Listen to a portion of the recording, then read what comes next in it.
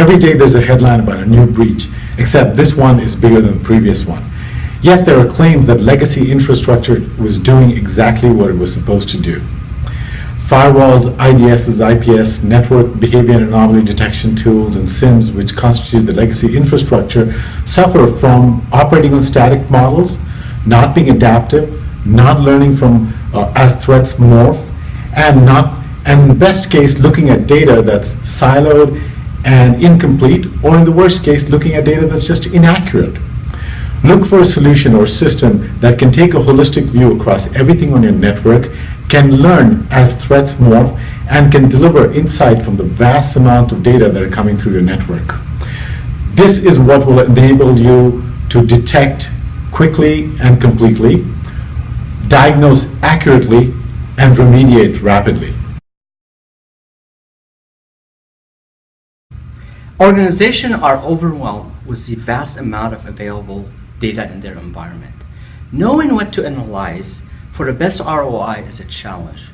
According to the most recent Forrester report, most companies, they analyze mere 12% of their data.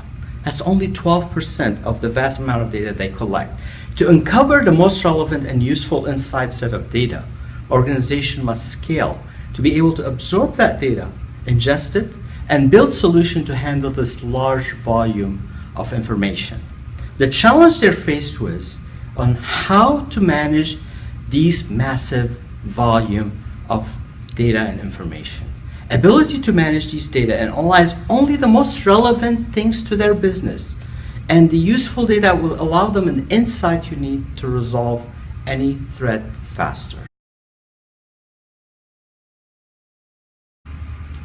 The industry has spent $67 billion in securing their networks, and yet 97% of these networks have been breached. The latest flavor of the month is the bash bug.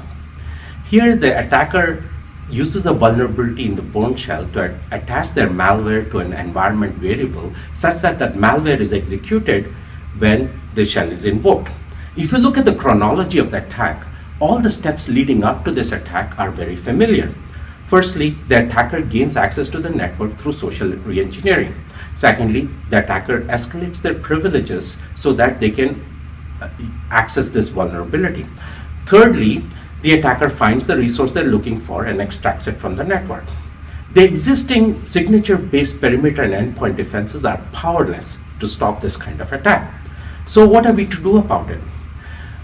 Well, a combination of tools and techniques such as user-based behavioral analysis that spots privilege escalation, a network-based behavioral analysis that spots abnormal communication, and total visibility to applications such that zero-day applications and especially unauthorized applications are immediately detected, flagged, and prevented is essential in stopping these kinds of attacks. Cybersecurity is becoming a more and more challenging problem for enterprise corporations, government, service providers these days. More and more breaches are discovered, despite the fact that a lot of investments are made through. When you couple the problem, it's a very complicated problem, but at a very high level, it's very easy to find a needle in the haystack where you are bombarded with millions of applications that are entering your enterprise by passing firewall, IDS, IPS. It's very hard to find the needle in the haystack when you have very easy morphing techniques or distributed attacks across many vantage points.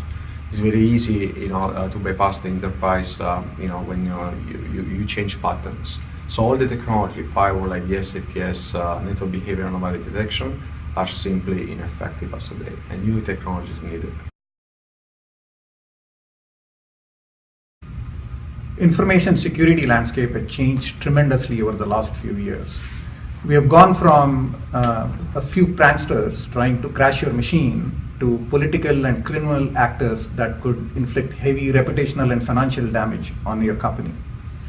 As a result, it's not a question of whether you have been attacked, but exactly how to find that breach, when it happened, and how it happened. And as part of that, the emphasis has actually shifted from prevention, which is still necessary, but you have to augment it with detection tools. Now, detecting advanced threats requires analysis of massive amounts of data. Now, big data is just data until you derive any insights from it. And to do it the right way, you need to think about three different things. First, you have to learn how to reduce big data into small data, because you can't process everything at once. Then we need to find algorithms that learn on the fly, the machine learning algorithms that learn on the fly and adapt to the morphing threats. And third, we need visualization tools that bring all of this together, give you the insights visibly in a format that you can understand very well, and allow you to quickly drill down into the root cause and then finally take an action on it.